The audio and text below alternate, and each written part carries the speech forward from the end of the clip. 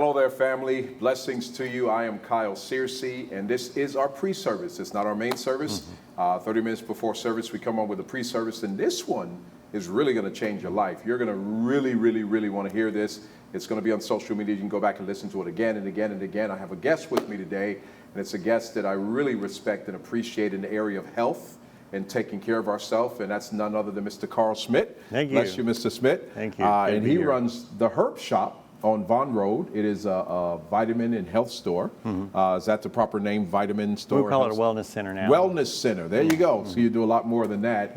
And we're gonna really get into talking about how to take care of yourself. I don't know if you've heard, but there's a real nasty virus out there. COVID-19, definitely you've heard it's affected our lives for so long, since March, February, March, and everything has been turned upside down. And there are things we can do. We're not at the mercy of just waiting for the CDC to come out with a vaccine. We're not at the mercy of those. There are things we can do because God's created us in a very unique way where our own immune system can fight things, but we need to be healthy enough to do that. So we're going to talk to Mr. Carl this weekend, next week, and we're going to begin to get information. I think it's going to be a real blessing to you. Share the stream. Let somebody know that we are here, and this is going to be a phenomenal pre-service. So Carl, thank you so much. You're so busy these days. Thank you. Because a lot of people need you, and you took time to come out and speak to our spiritual family and others around the world who would see this. So thank you so much for doing that. It's great. I appreciate that so much. Now you, being a person who deals with health all the time, and you probably understand the coronavirus from a different perspective than a lot of people do. Tell us what you first started thinking and feeling when this virus hit, and how your insight and your education has morphed. And we're going to get into some things that are good right now. But I want you to just talk about your kind of genesis, your genesis, and where you are right now from the time the virus came out. Great. So thank you. The virus, when it was first announced, and it was believed to have a lot of uniqueness to it and mystery, if you will. And the initial research was basically more advanced infection levels were being portrayed as more immediate infection scenarios. What I mean by that is what you would be experiencing in week 4 or 5 is what was being portrayed as after immediate contact. And so that's a little different than, it's on how to perceive the seriousness of it. Then there were other issues associated with more regulatory, if you will. In the spectrum of the Food and Drug Administration, the FDA wants public safety, and they want to assure a certain standard is done. So when something is announced as a cure, they want to have done their homework to show how they determine that. And that's very sound. However, you can look at the historical uses of plants and herbs and vitamins, if you will, and go, well, historically, there's lots of references. If it's a viral infection or a bacterial infection, we have seen historically something work. So I have to be careful how I explain what a nutrition item will accomplish and not say that it's a sure win cure for something. And that's the same issue that any drug company, they can't make a claim that something is or is not going to work on the current virus. So they're identifying the COVID as a very unique strain, and they're identifying that there hasn't been this strain, and therefore there isn't a current prescription drug on the shelves in reserve to fight or enable a body to accomplish remission of an infection. So you kind of semantics there, but it's understanding that those are kind of the parameters, and you have to step back and go, well, that makes sense, and where am I, if I do get exposed, where am I in this chain of reaction? So some of the earlier drugs, the hydrochloroquine, which is also known as Plaquenil, seem to have some really good results, and it's used for over 50 years in many common autoimmune scenarios like lupus. And so with little to no side effects, and they saw great benefits with people taking that. But the FDA said, well, it was never tried on that. So the FDA was pulling back some of the reins on how medical professionals could use a drug for what's called an off-label use. Many people, for example, off-label, like an example, if you know you can't sleep, or like kids are on a car ride, you go, I'd like them to take a long nap on this, maybe you've got a 6-hour car ride, you might give them a Benadryl, just like it couldn't hurt, and they'll probably get a good nap.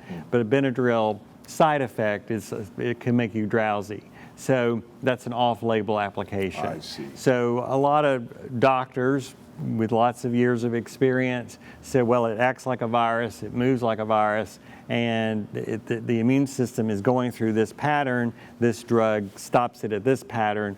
That makes sense to them. So they used off-label. So how exactly does COVID affect the body? Well, that's even more peculiar because it's not universal. So they're finding people that, I read an article yesterday, how blood type O's seem to do better than other blood types. And so there's 4 kinds of blood types, A, B, and O. And so there's positive and negatives of each of those, but the O's seem to fare better. Then there's other statistics that African Americans may do worse because they typically have lower vitamin D levels. Lighter skin processes vitamin D from the sun better than darker skin. So supplementation with vitamin D can help. But those are just small pieces or fragments of information to assemble. Then if you have some blood disorders like clotting factors, so clotting factor 5, F5 or F10, you may, particularly 5, is more problematic because once it gets to a progression of the disease, you may clot, and that can create the blood clotting or embolisms associated with the disease. So there's lots of later progressions of the disease and how it cascades into a problem. And so that's where these doctors were trying to get early diagnosis and use what it was in their resource chest, if you will, to stop it kind of early so that we didn't have to deal with the ventilator scenario. So the ventilator scenario was end of a case, like there's no options left. Nothing was done at any phase of the progression of the virus. The virus wreaked havoc on the bodies, and then as a last resort, we have to manually facilitate how the lungs take air in and out. The problem with the ventilator scenario is because of what the disease seemed to scar the air sacs, and it seemed to make the blood so thick, and it made the blood not carry oxygen. And so it wasn't so much the lungs, but the blood actually couldn't put oxygen on a red blood cell, was the actual physiology that was happening. So it's complicated that they had not seen some of those characteristics with other viruses in the past. Wow.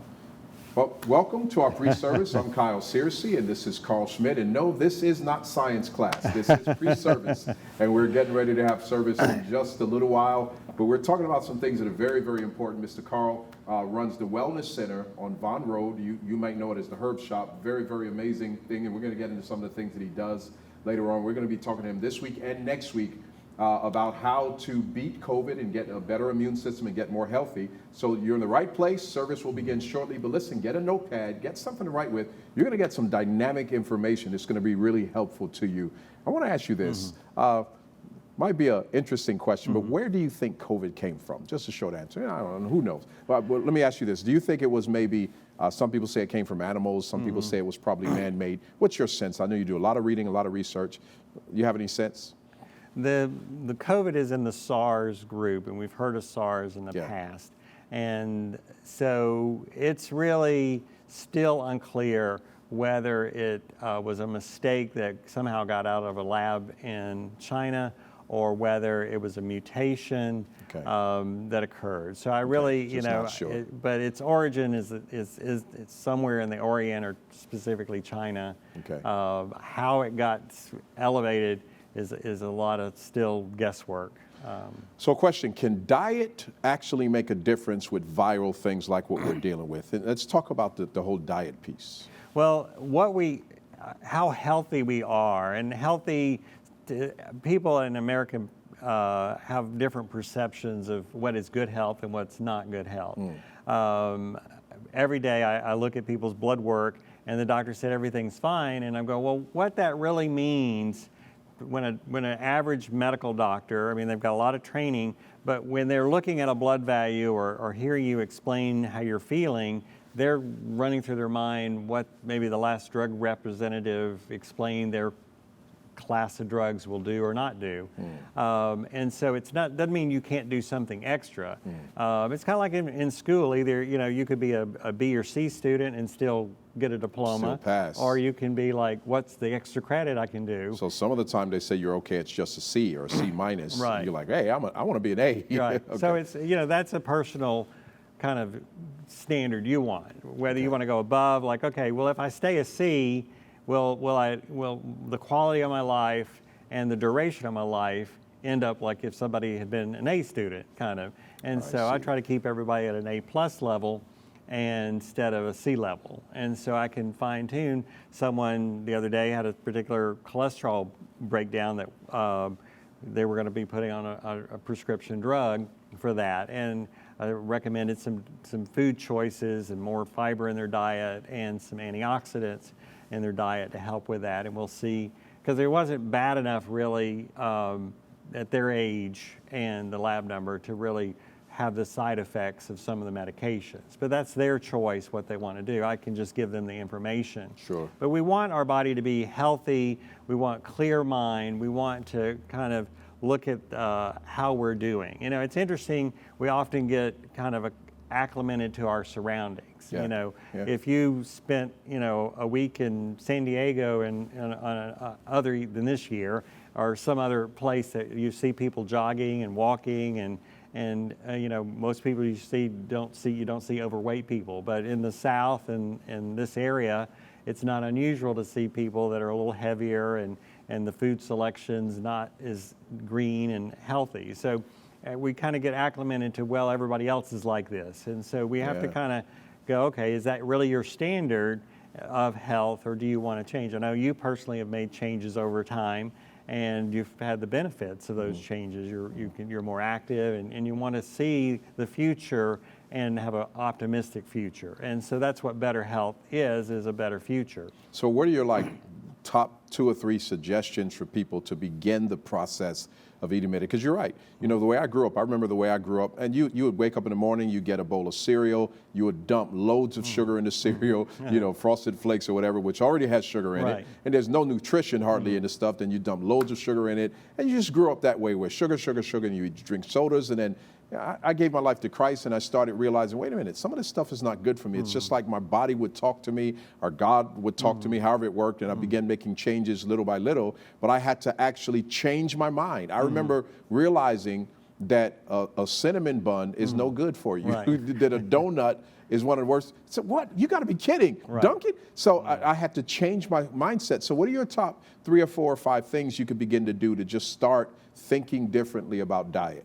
Well, the simplest is let water be your predominant hydration. Wow, just that one thing. I mean, and to drink the bulk of your water between meals and minimize any fluid intake when you're eating.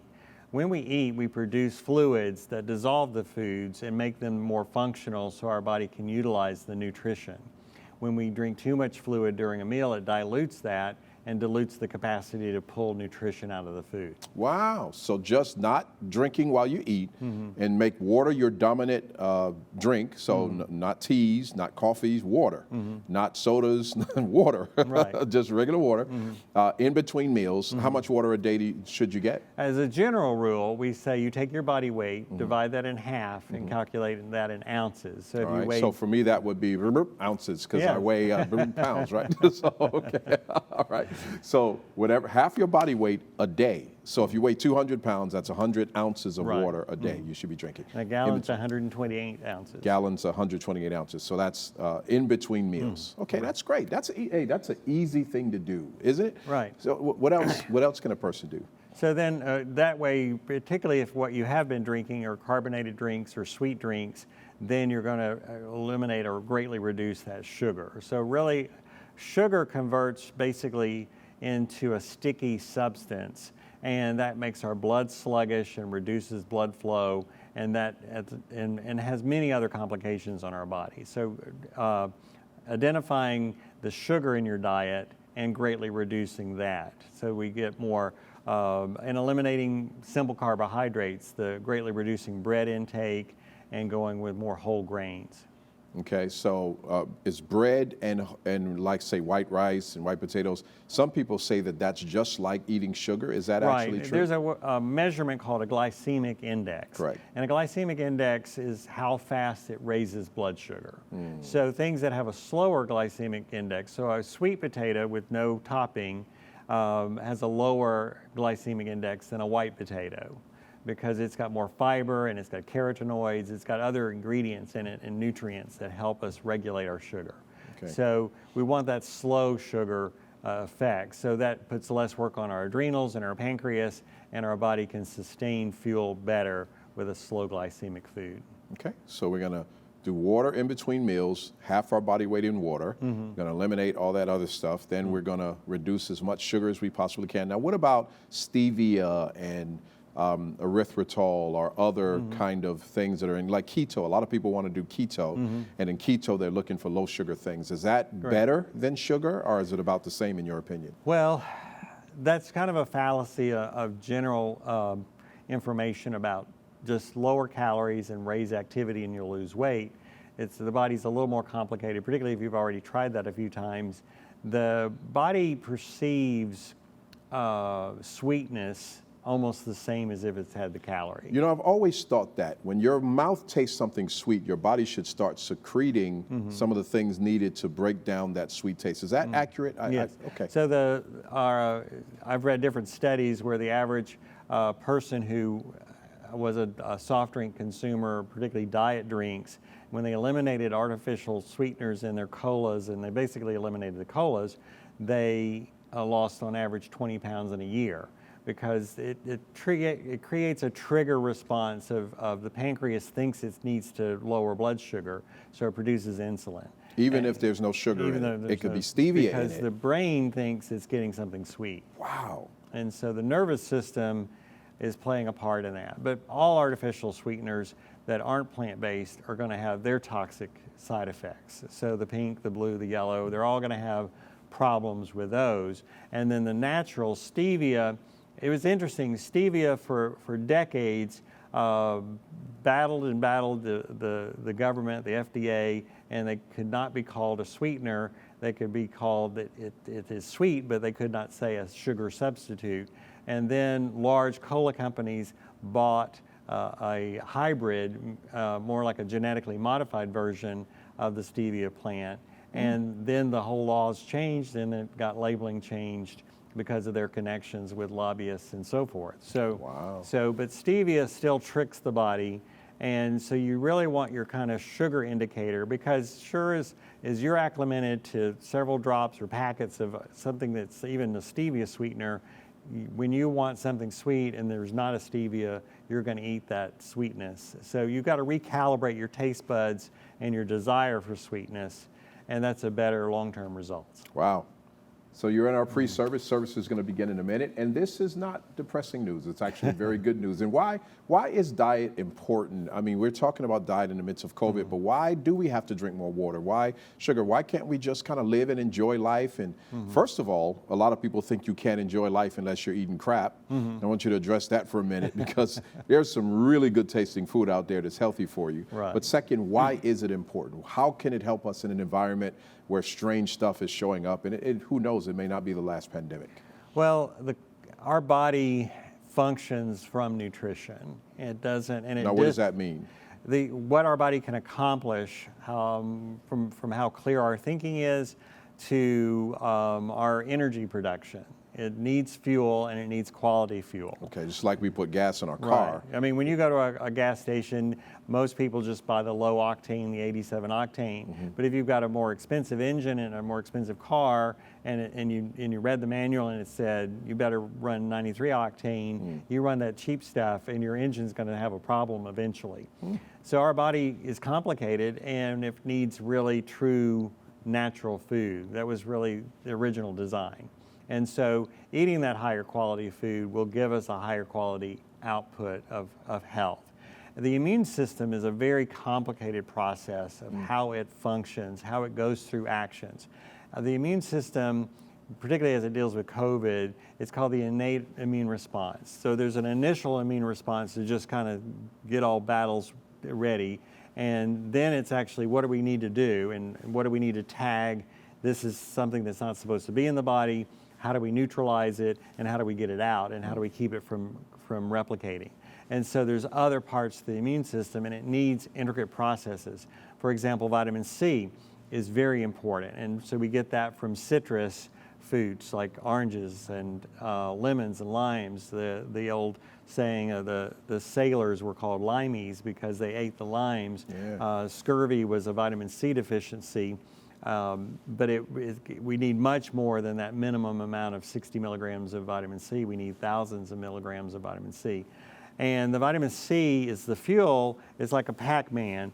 The white blood cells go in. They've been given the signal that's what they need to attack and engulf. They engulf it and they release basically like hydrogen peroxide, and that burns up what they captured. Well, if it can't finish the job of closing over what it's capturing, the hydrogen peroxide in effect can escape and damage the surrounding, creating more inflammation and an incomplete immune attack. So we want to have that complete immune process to happen, and vitamin C plays a big part of that. And we can get that by eating fruits and vegetables, but mostly the citrus is where we're going to get that. Of course, there's a lot of calories in many of those, and you don't want just simple orange juice. We want the whole part with the of the fiber.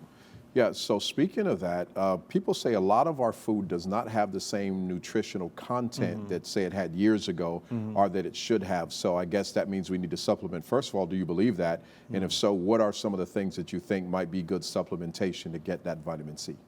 So yes, our farming practices, American, is the farm and food producer for the world, but in that overproduction, fast production standard, the quality was somewhat ignored. Okay. And so our farmlands are almost void of soil that has any nutritional value, and the crops are very poorly nourished. So we can grow things faster, we can grow them and they look similar, but the nutritional content is very poor. And even studies comparing organic to non-organic, there's not a lot of difference because it's just the environmental issues that we deal with. So supplementation fills in those missing gaps. And I offer a lot of various testing that can really help people understand and see on paper what they're missing. But there's a form of vitamin C called liposomal vitamin C. Okay. And lipo, a lipid, like if you had a cholesterol panel, it'd be a lipid panel. Correct. And so the liposomal, they've taken a water-soluble vitamin C and they've encapsulated into a fat-soluble compound. And so it stays in your body longer and delivers the vitamin C more completely throughout the body.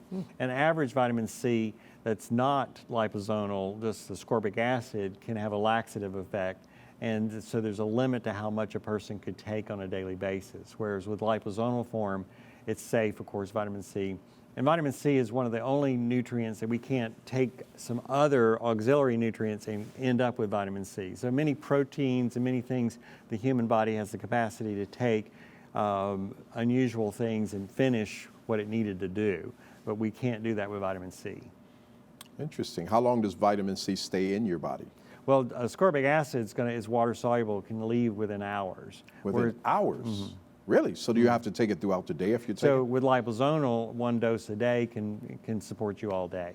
Okay. So if you eat an orange, that vitamin C is used up pretty quickly, and then the orange for breakfast, the C's gone by lunch. Gone by lunch. Okay, so vitamin C is something we have to be conscious of all the time. Right. So the 5 fruits and vegetables used to be the standard in the news, and many people don't get those number of servings. And do you still agree with that we should have at least 5 fruits and vegetables a day, or is more than that? Or by the way, go ahead. The calories are the problem because most fruits are going to be high in carbohydrates. Okay.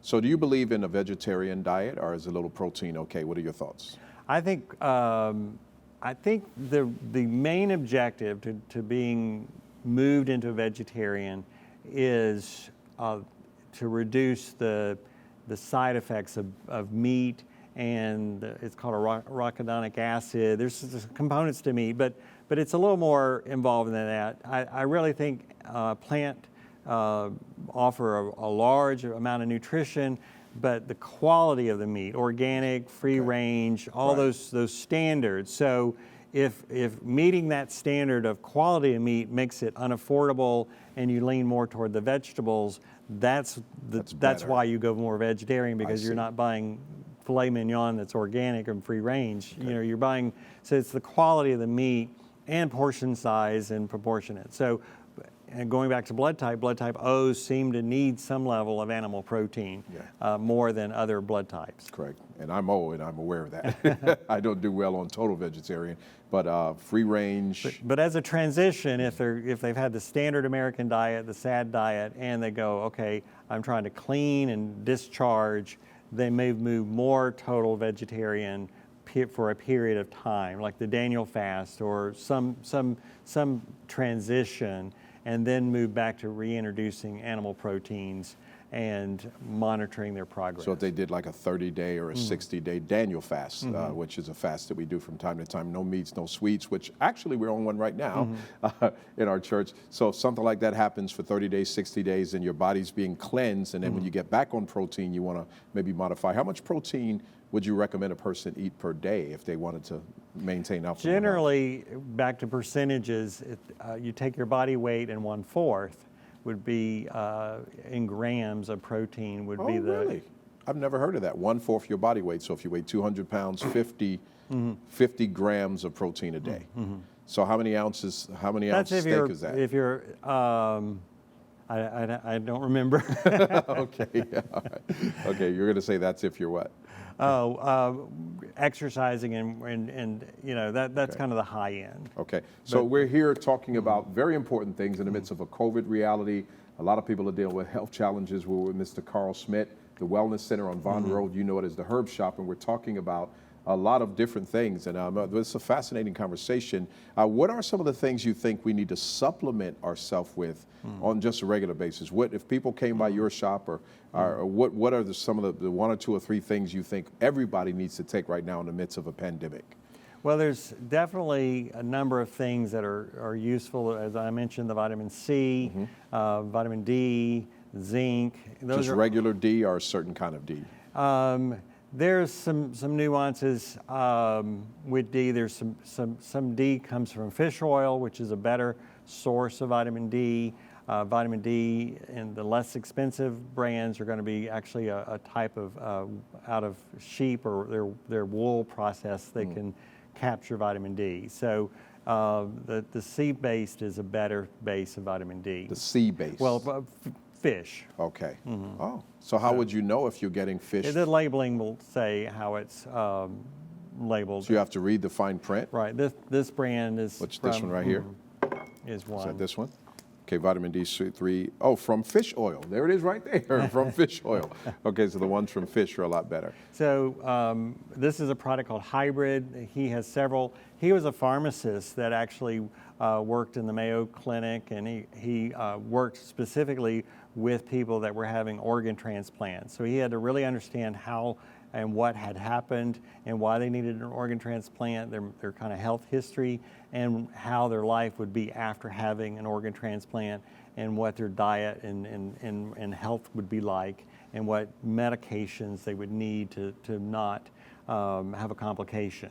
And so he really understood extreme complexities of the immune system. And he was challenged with friends about different vitamin C and echinacea and golden seal, common things that are used for immune issues. And he goes, you know, Fooey, he was a pharmacist, and he goes, I've got all the answers, and they require a prescription pad to get them. And but one, you know, somebody just was persistent, and so he said, okay, I'll read something over the weekend and have an answer about why you don't need to do that. Well, he said 2 years later, he was still reading information about all the things that plants can accomplish in helping the immune system. And so he realized he had been wrong all those years, and he had misguided some people on how to manage their immune issues. And so he developed his own supplement line, and is very successful. What's the name of that supplement line? It's called Hybrid. Hybrid supplement line. Okay, and you have all of those things there at the shop. Wow. And so So those are when I hear and talk to people like that and know their scientific background, I understand the benefits of supplements. But we have to think, okay, our immune system needs fuel. It's got very complicated needs to go through processes. It's got a long attack, a battle strategy to deal with, and it needs these resources. It doesn't need interference that's going to make it weak and make it fail at this process. So we sell vitamin packages that have several vitamins, a fish oil, antioxidants, minerals, all combined in a little bag that you can take every day. Oh, just about everything the body would need, Right. just open up a packet. That's phenomenal. And so it's organized. And so, but with our testing, we may say, well, you don't need this packet. We need to pick and choose more exactly because maybe you've overdosed on some nutrient, and we need to kind of balance it out for 6 months to get you back on track. So we're going to talk about your testing next week. It's fascinating what you do in terms of testing, but in terms of supplement, vitamin C, vitamin D are two things. Is there anything else supplemental? And many of these are all in several products, have them all together. Oh, I so, see. Okay. Zinc is another one, and maybe trace amounts of copper as well. Okay, excellent. Listen, you might have questions. Go ahead and get those questions in. Type them on Facebook. Give us a call and ask those questions. Get them in somehow on YouTube, wherever you are. And maybe Mr. Carl can come back and answer a couple of questions. If you don't get the questions in and don't get them answered, you can go see him again, Montgomery, Alabama, Vaughn Road, the Wellness Center, or the Herb Shop. And I know he'll be glad to take care of you. Listen, we're praying for you. We believe that on top of your natural, God will put his super, and supernatural healing on top of natural healing means a great quality of life. We believe in both. We believe God can heal you, but we believe your immune system could heal you if you give it the right fuel. Stress is something that we didn't talk about a lot, but it can really damage your health in so many ways. So be still and know that he's God. In everything, by prayer and supplication, let your requests be made known unto God, and let the peace of God that passes all understanding keep your hearts. Don't allow too much to dominate your emotions and heart. Eat right, keep stress off of you, get a good night's sleep, drink water in between meals, some of the other things we talked about. It can greatly add to your health. And don't forget, you got to move it, move it, move it. Get out and do some kind of exercise or walking or whatever you want to call it, because God wants us to be a lot better. Mr. Schmidt, thank you so much. Yes, thank you. It's always a joy talking to you. Likewise. And all of these things that are here are at your store and more. So please go by and see them.